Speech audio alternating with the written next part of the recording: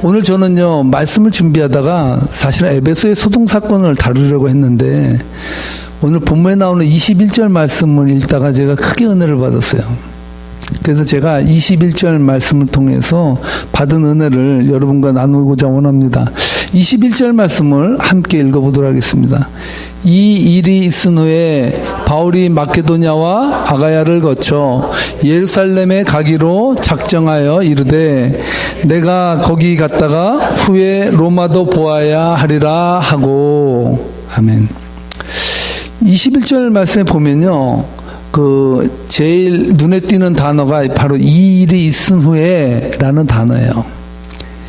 이 일이 있은 후, 이 일이 어떤 일이었을까? 우리가 그 앞에 그 구절에서 우리는 알 수 있는데요. 한 가지 분명한 사실은요, 이 일 때문에 20절 말씀을 보면은 이 일 때문에 그 놀라운 역사가 일어났는데 어떤 역사가 일어나냐 하면요, 20절 말씀에 보면 이렇게 말씀하고 있습니다. 이와 같이 주의 말씀이 힘이 있어 흥황하여 세력을 얻으니라. 그 일이 무슨 일인지는 모르겠는데 그 일 때문에 주의 말씀 힘이 있어 에베소 전역에서 흥황하여 세력을 얻기 시작했다 라고 말하고 있어요. 쉽게 말하면 예수 그리스도의 복음의 능력이 에베소 지역을 잠식해 들어가고 악한 세력을 이기고 나가는 어떤 힘을 갖게 되었다라는 것을 이야기해 주고 있습니다. 이 일이 무엇인지 우리는 지난 시간에 이미 대충 살펴봤습니다. 그 말씀은 본문 11절을 보면 회당에서 3개월을 가르치던 바울이 두란노 소원으로 자리를 옮겨서 말씀을 강론하는데 하나님께서 바울의 손을 통해서 아주 기이한 일들을 행하시기 시작했어요. 어떤 일이었습니까? 11절로 12절 말씀 함께 읽어보도록 하겠습니다. 하나님이 바울의 손으로 놀라운 능력을 행하게 하시니 심지어 사람들이 바울의 몸에서 손수건이나 앞치마를 가져다가 병든 사람에게 얹으면 그 병이 떠나고 악기도 나가니라. 아멘. 놀라운 일이에요. 여기서 바울이 사용하던 것을 병자에게 갖다 대면 그 병이 떠나가는 역사가 일어나는데, 손수건은 이해할 것 같아요. 바울이 다니면서 강론하면서 더울 때 손수건을 사용했을 거예요. 근데 웬 앞치마입니까? 앞치마일까요? 여기에 바울의 지난 삶이 묻어나요. 왜냐하면 바울이 앞치마를 한 이유는요, 바울의 직업이 뭡니까? 천막 제조업자예요. 보통 여러분 구두 수선하는 사람들이 항상 몸에 앞에 뭐를 댑니까? 앞치마처럼 꼭 보호대를 차요. 왜 그렇습니까? 가죽은 질기고 세거든요. 그러니까 몸에 묻거나 아니면 또 다칠 수 있으니까 보호하기 위해서 앞치마를 입어요. 그 당시에 천막이라는 것도 여러분, 천막은요 아주 두꺼운 천이에요. 그 천막을 다루기 위해서는 앞치마로 자기의 피부나 옷을 보호하지 않으면 아마 구멍이 나서 옷을 금방 입지 못할 거예요. 바울의 앞치마를 가지고 댔다는 거예요. 이것은 무엇을 말할까요? 주석에 의하면은 바울이 그 말씀을 가르치고 전할 때 두란노 서원에서 3년을 가르쳤잖아요. 그 3년여 기간 동안 있는 동안에 두란노 그 서원에서 가르칠 때 그는 앞치마를 가지고 다녔어요. 무슨 의미입니까? 바울이 일을 하다가 와서, 보통 그 당시 그 에베소 지역은요 덥기 때문에 11시부터 4시까지는 일을 좀 쉬는 경우가 많이 있었다 그래요. 그 바울이 11시부터 4시까지 쉬는 시간에 앞치마 들고 손수건 들고 와서 가르쳤다는 거예요. 그래서 그 앞치마를 대니까 그 앞치마를 통해서도 낫더라라는 말을 하고 있습니다. 여러분, 참 신기한 일 아닙니까? 어떻게 바울이 손을 댄 것도 아니고 손수건이나 앞치마를 대도 그 능력이 나타날까? 우리 능력에 초점을 맞춰요. 여러분, 오늘날에도 이러한 역사가 일어날까 안 일어날까요?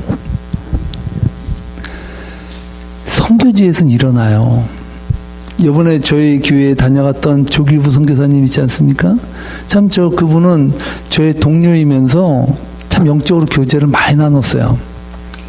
그래서 앞으로 같이 영적으로 교류를 하기로 그렇게 이야기를 하고 카톡으로도 인사를 나눴는데, 이분이 차를 타면 오고 가면서 툭 또 한마디를 던지는데 그 한마디 한마디가 다 역사인 거예요. 한 번은 그 마을에 아기를 가진 그 어머니가 이 조규보 선교사님에게 뛰어왔다는 거예요. 애가 숨을 안 쉰다는 거예요. 보니까 숨 안 쉬고 죽은 거 같은 거예요. 도저히 이거 나한테 왜 데려왔냐 그랬더니 기도해 달라는 거예요.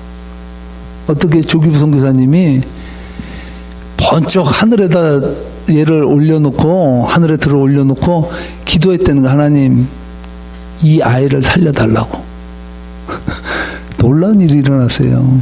이 아이가 헐떡헐떡하면서 깨어나더라는 거예요. 그 사건이 일어나고 그 일대에 있는 사람들이 예수님을 영접했다고. 그 지나가는 말로 하는 거예요. 지나가는 말로. 또 한 번은 이분의 별명이 비를 몰고 다니는 사나이예요. 그 나라 저기로 그 이름으로 그 나라 말로 비를 가지고 다니는 사람인데, 왜 이 별명을 가졌냐면요, 이분이 선교지를 방문하기 위해서 갈 때마다 그곳에 비가 같이 나오는 거예요. 우리는 비가 오면 지겨워, 또 비야 하고 막 비 맞기 싫어서 이러잖아요. 그들은요, 비가 오면 밖으로 뛰어나가서 춤을 추고 난리를 친다는 거예요. 너무 반가워서 오랜만에 내리는 비가 꼭 선교사님이 올 때 온다는 거예요. 참 놀라운 역사가 아닐 수 없어요. 여러분, 그래서 이 선교사님의 별명이 비를 몰고 온 사나이인데, 다음에 이 선교사님 오시면 여러분 손수건 받기 바랍니다. 여러분, 우리는 이러한 역사가 일어나면 하나님을 주목하지 않아요. 누구를 주목합니까? 그 역사를 일으킨 사람을 주목하기 시작해요. 여러분, 조규보 선교사님에게 능력이 있는 것이 아니라 조규보 선교사의 그 헌신된 사역을 위해서 하나님이 능력을 부어주신 겁니다. 믿습니까? 하나님이 위대한 것이지 인간이 위대한 게 아니에요. 바울은요, 이 사실을 분명하게 밝혀서 이야기를 하고 있어요.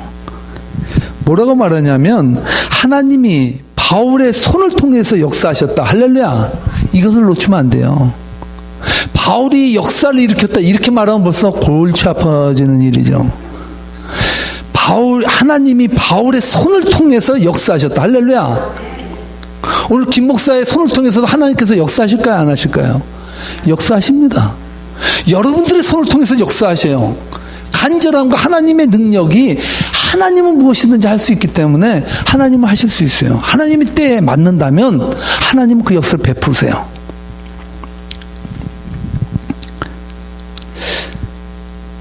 조규부 선교사님이 얼마나 겸손하신지, 저 같아도 죽은 아이 하나만 살려놨으면, 여러분 아마 전 지금 시카고에 지금 다니면서 목이 아마 터졌을 거예요. 쉬었을 거예요. 내가 죽은 아이 하나 살려놨다고. 이 골치 아픈 일이거든요. 살려놔도 문제인 거예요. 내가 했다 그러면 하나님만 못한 거죠. 좌우지간요, 에베소 지역에 바울이 행한 일이 동네방네 소문이 나기 시작했어요. 이렇게 되니까 주위에 파리들이 몰리기 시작해요. 이걸 전문용어로 똥파리라 그러기도 하는데, 좋은 게 있으면요, 거기에 뭔가 없을까 하고 막 달려들어요. 오늘 본문도 바로 그것을 말해주고 있는데요. 어디서 본 가락은 있다고 마술을 행하는 사람들이 몰려들어서 이 바울이 했던 기이한 이거를 뭔가 사야 돼. 뭔가 이거를 가져야지 이 세상에서 힘을 얻을 것 같은 거예요. 그래야 좀 영빨이 생긴 거 아니에요? 그러니까 바울이 어떻게 나 가만히 봤더니 바울이 예수의 이름을 부르는 걸 또 들은 거예요. 그래서 이제 그걸 또 흉내내는 거예요. 바울이 말한 예수의 이름으로 명하노니 귀신아 물러가라 이렇게 얘기를 했다는 것이죠. 그중에 오늘의 본문에 보니까 그 사람들 중에 유대인의 제사장 중에 한 부류인 스게와의 7 아들이 한 일을 설명해 주고 있습니다. 13절로 14절 말씀입니다. 함께 읽겠습니다. 이에 돌아다니며 마수라는 어떤 유대인들이 시험 삼아 악기 들린 자들에게 주 예수의 이름을 불러 말하되 내가 바울이 전파하는 예수를 의지하여 너에게 명하노라 하더라. 유대의 한 제사장 스게와의 7 아들도 이 일을 행하더니. 아멘. 스게와가 그 7 아들들이 바울이 하는 것을 그대로 흉내내서 했는데 문제는 뭡니까? 귀신이 어이구 예수 이름이 나왔네. 어이구 큰일 났다. 도망가자 하고 막 도망갔으면 좋은데 예수 이름을 불러도 끔찍 안 하는 거예요. 무엇을 말하는 것입니까? 예수의 이름은 위대하지만 예수의 이름을 믿지 아니하고 말하는 예수는 의미가 없다는 거예요. 할렐루야. 여러분들도 예수님의 이름을 부르는 것도 중요한데 더 중요한 건 뭡니까? 예수님을 믿는 믿음으로 불러야 된다는 거예요. 그때 역사가 일어나는데 스게와 7 아들은 어디서 들은 풍월로 예수라는 이름을 듣고 그 예수를 얘기했는데 귀신이 끔찍도 안 할 뿐더러 이 스게와의 아들들에게 달라붙어서 엉겨붙어가지고 완전히 만시창이가 돼도 두들겨 맞는데 얼마나 맞았는지 벗은 몸으로 도망쳤다 그래. 벗은 몸으로. 걸음아 나 살려라 하고 다 그냥 막 주랭랑을 쳤다라고 말하고 있습니다. 아이러니한 것은 에베소의 이 사건이 퍼지기 시작하면서 복음이 그 땅에 들어가기 시작했다는 거예요. 예수의 이름을 빙자해서 외친 사람들이 귀신에게 당하는 것을 보고 예수의 위대함이 에베소의 지역에 전파되기 시작했다는 거예요. 할렐루야. 하나님은 스게와의 7 아들의 장난삼아 시험삼아 하던 그것을 통해서도 하나님의 역사를 이루어 가시는 분이시라는 걸 보여주고 있습니다. 어떠한 일이 일어났습니까? 마술을 행하던 자들이 자신들이 사용하는 고가의 마술책들을 모아다가 불에 태웠는데 그 돈이 오늘날로 환산하면 50억 좀 됐다는 거예요. 50억. 몰라요. 그때 마술책이 비쌌나 봐요. 수리수리 마술이 이런 걸 연구하는 책인데 그게 얼마나 비싼지 50억이나 되는 것을 모두가 갖다가 불살랐다는 것을 말해주고 있습니다. 한국을 한동안 떠들썩하게 했던 김혜경이라는 사람이 있습니다. 여러분 김혜경이라는 사람 아세요? 김치 집사님 언니가 아니라 남자 이름입니다.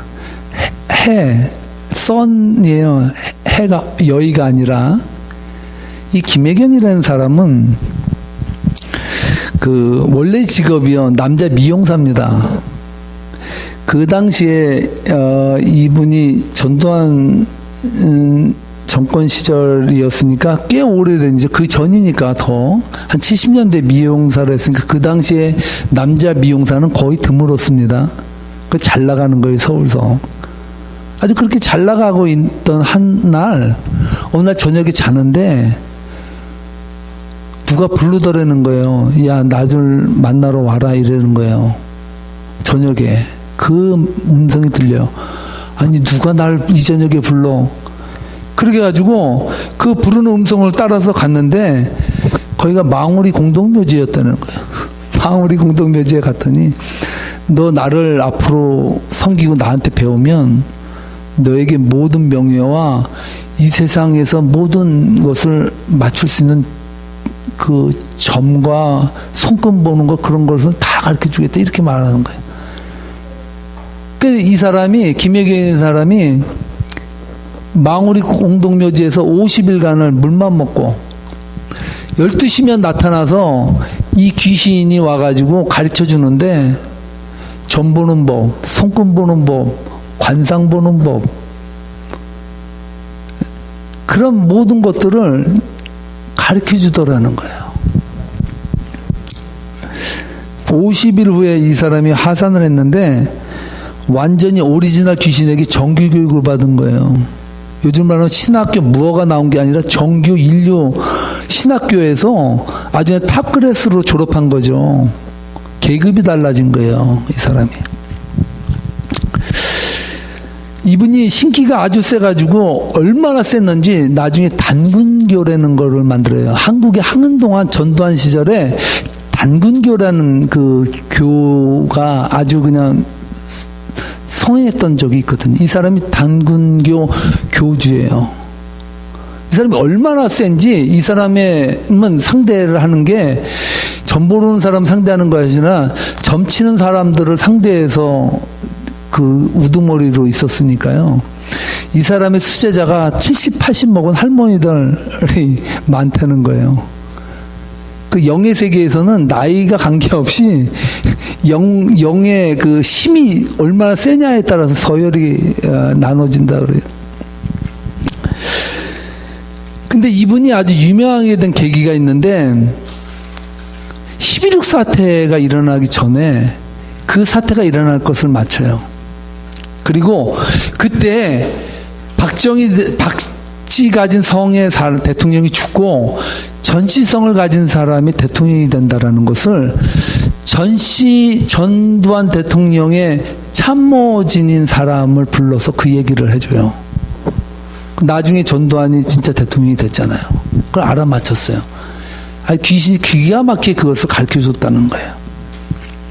그 다음부터 이 김혜경이라는 사람이 아주 승승장구합니다. 완전히 엄청난 사건을 맞췄잖아요. 이렇게 잘 나가던 김혜경이라는 사람이요, 하루아침에 단군교를 만들었던 그 간판 있잖아요. 그걸 자기가 다 부셔버리고 단군교를 해체시켜버리고 교회를 다니기 시작해요. 어느 날 갑자기. 할렐루야.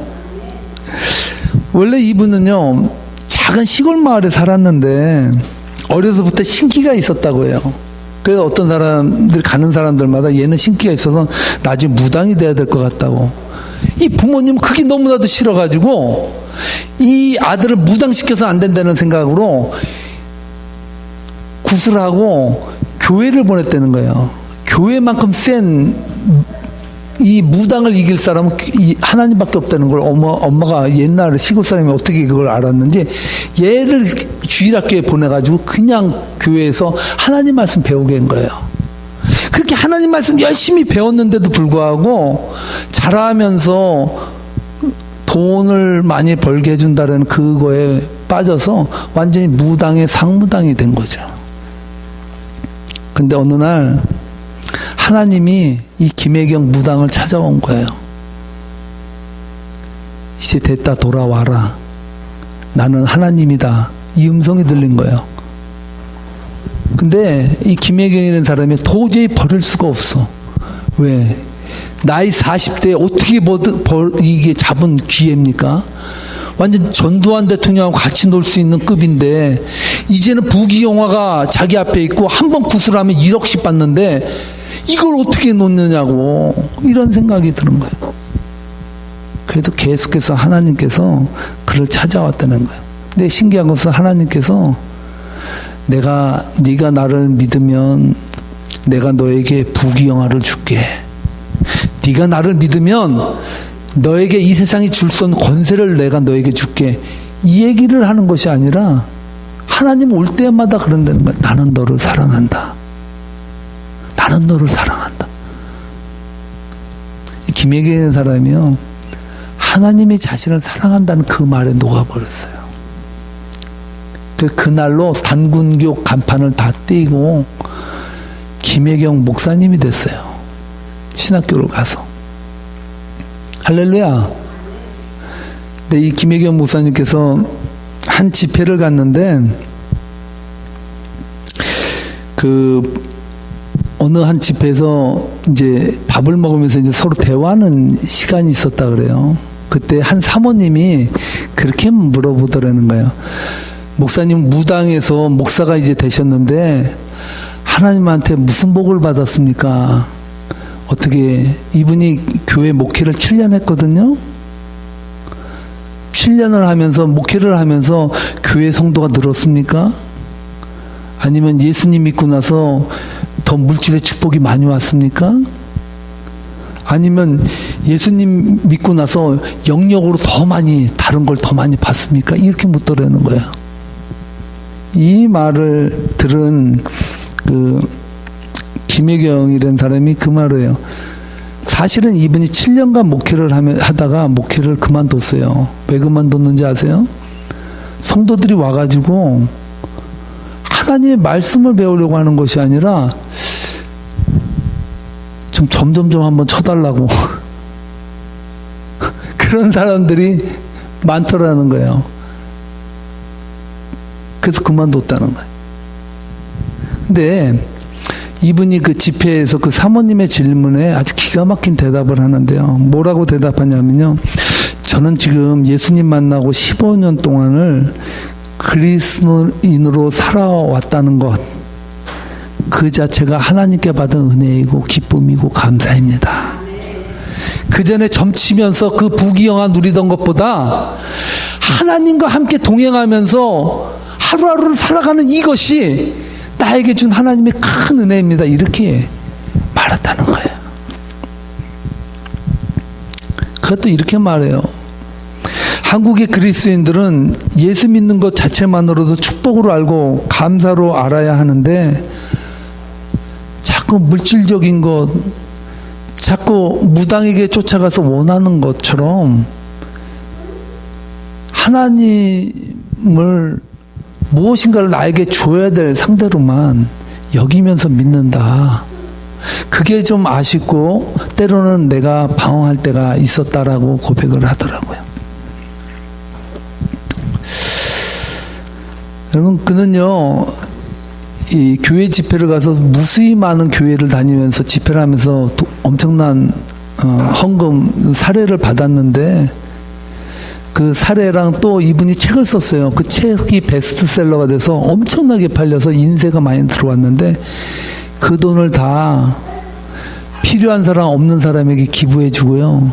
지금은 500만 원 보증금에 40만 원짜리 월세에 지금 살고 있다고. 그렇게 새롭게 하소서에 나와서 간증하더라고요. 근데 그래도 기쁘다고. 무당짓 하면서 귀신의 앞잡이 노릇하는 것보다 하나님 안에서 하루라도 예배드리는 이 시간이 나에게 너무나 소중하다고 이러한 고백을 하는 것을 들었습니다. 오늘 본문에서 마술행하던 사람들이 50억이나 되는 그 가치의 책을 불태워버렸다고요. 그게 어떻게 가능해요? 자기의 밥줄인데 그걸 어떻게 내려놓을 수가 있어요? 그들이 내려놓을 수 있었던 것은 마술보다 하나님이 더 위대하다는 것을 그들은 깨달았기 때문이에요. 하나님이 이 세상에서 가장 위대하다는 것을 우리가 안다면 하나님을 위해서 모든 것을 투자할 수 있어요. 마치 저 땅에 수백억의 부화가 저 안에 담겨 있다면 그 땅을 수억을 주고도 살 수 있다라는 거예요. 그 안에 부화가 있기 때문에, 그것을 믿기 때문에 살 수 있다는 것이죠.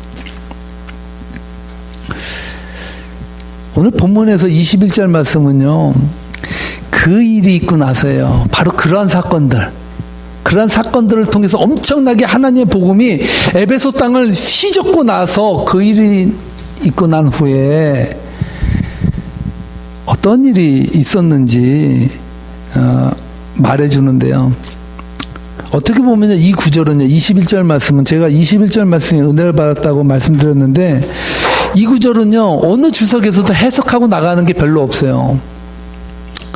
바울의 이야기가 에베소의 소동 그 전에 그냥 잠깐 삽입된 것으로 나오는데 이 말씀이 은혜가 되는 거는요, 이 말씀의 배경을 깊이 우리가 이해할 때 이 말씀이 가지고 있는 참 아름다운 보화를 우리는 캐낼 수 있습니다. 우리 이런 의미에서 21절 말씀을 다시 한번 읽어보도록 할까요? 읽어보겠습니다. 이 일이 있은 후에 바울이 마케도냐와 아가야를 거쳐 예루살렘에 가기로 작정하여 이르되 내가 거기 갔다가 후에 로마도 보아야 하리라 하고, 제가 이 대목을 읽으면서 묵상하면서 가슴 한켠에 뭉클하게 다가온 이유는 두 가지예요. 첫 번째는요, 바울이 예루살렘으로 가기로 작정하였다는 말씀 때문이에요. 왜 이 말씀이 우리의 가슴을 뭉클하게 하는 것일까요? 왜 바울은 예루살렘으로 가려고 했을까요?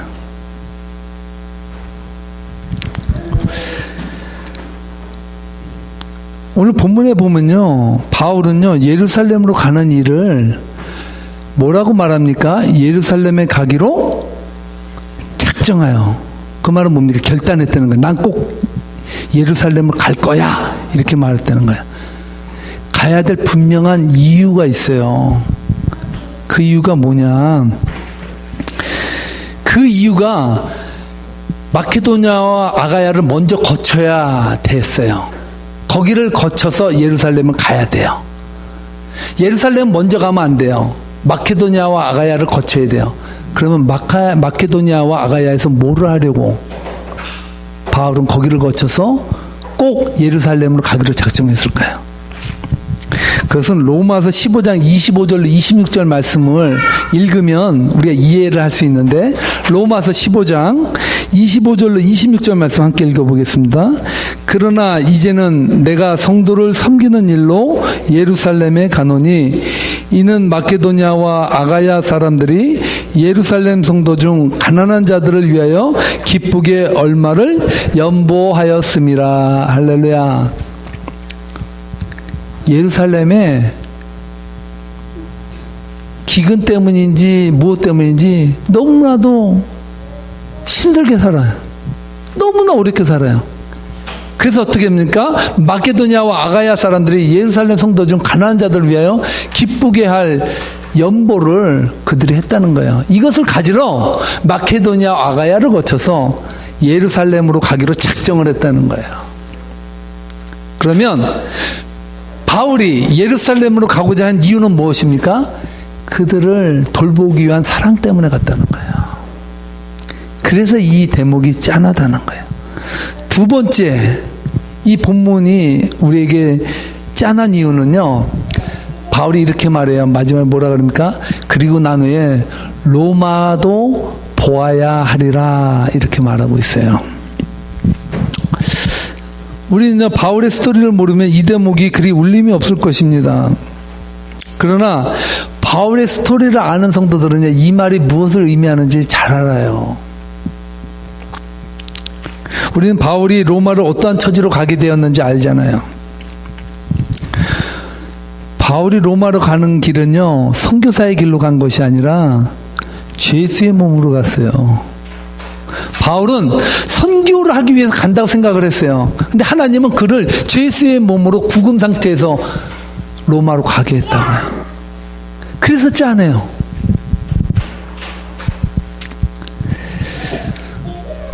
바울도 로마로 가는 길에 죄수의 몸으로 갈 줄은 생각지도 못했습니다.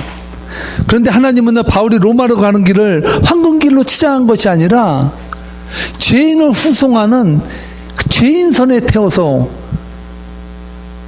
로마로 가게 하셨다는 것이죠. 로마로 가는 길이 황금길이 아니라 죽음으로 가는 길로 하나님께서 만들었다는 거예요.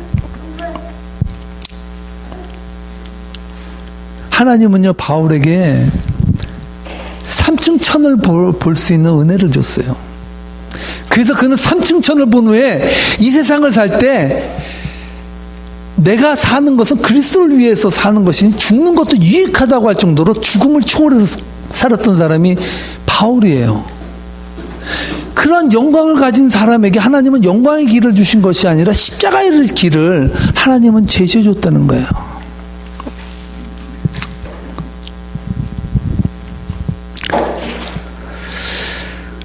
여러분, 하나님의 능력을 행사하고 권능을 베풀고 물질 축복도 받고 건강은 덤으로 받는다면 얼마나 좋겠어요. 참 우리가 다 원하는 거 아니에요? 하나님, 우리 하나님 잘 믿게 해주세요. 좋은 길, 평탄한 길 주세요. 험난한 길은 저 사람에게 주고요, 저에게는 황금길 주세요. 이렇게 우리는 기도하잖아요.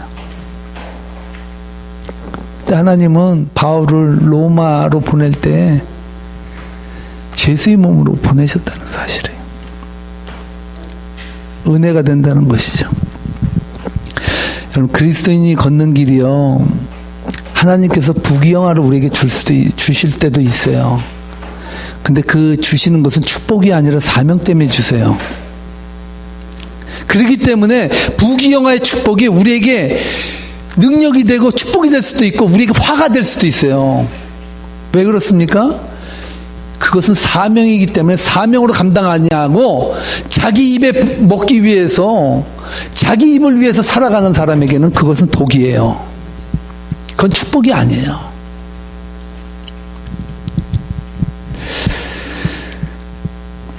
여러분, 말씀을 따라 제자로서 예수의 그리스도의 삶을 따라가는 길이 우리에게는 가장 먼저 중요한 사실이라는 것, 중요한 길이라는 것을 오늘 이 시간 우리가 깨달아야 됩니다. 우리는요, 우리의 앞날에 무엇이 기다릴지 아무도 몰라요. 그런데 한 가지 분명한 것은요, 예수 그리스도의 안에 사는 사람들은요, 그날 때문에 설레요. 할렐루야. 그날 때문에 감격해요. 그날이 무엇인지, 그때가 어떠한 형편에 처하든지 분명한 것은 하나님께서 우리의 손을 잡고 가세요. 우리에게 어떤 사명을 주시든지 그 사명을 통해서 하나님은 영광받기를 원하십니다.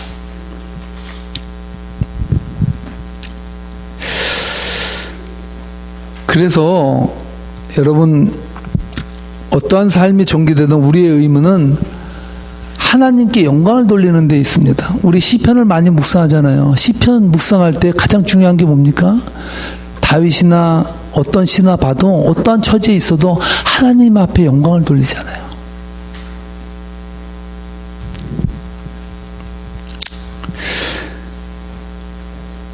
우리보다 우리를 너무나도 잘 아시는 하나님께서 우리의 때에 맞게 우리를 사용하고 있으시다는 고백만 믿을 수 있다면 여러분, 우리는 담대할 수 있습니다. 말씀 마치겠습니다. 여러분, 살아가면서 남보다 덜 가졌다고 열등감을 갖습니까? 살아가면서 남보다 덜 건강하다고 여러분 자괴감을 때로 갖습니까? 살아가면서 재능이 적다고 하나님 앞에 투덜거리지 않습니까? 하나님은요, 여러분의 물질, 재능, 건강을 보지 않으세요. 여러분들의 마음을 보세요. 오늘 이 말씀을 통해서 오직 하나님의 영광을 위해서 사시는 저와 여러분 되시기를 주님의 이름으로 축복합니다. 기도하시겠습니다.